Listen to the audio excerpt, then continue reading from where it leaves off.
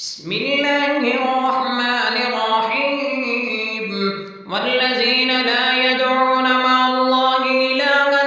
آخر ولا يقتلون النفس التي حرم الله إلا بالحق ولا يزنون ومن يفعل ذلك يلقى أثاما يضاعف له العذاب يوم القيامة ويخلد فيه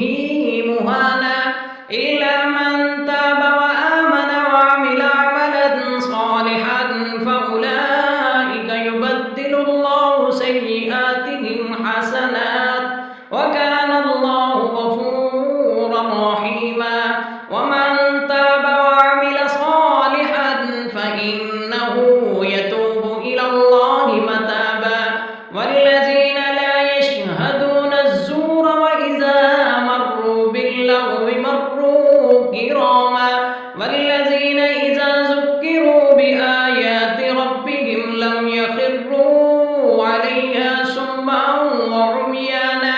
والذين يقولون ربنا هب لنا من أزواجنا وذرياتنا قرة أعين واجعلنا للمتقين إماما أولئك يجزون الغرفة بما صبروا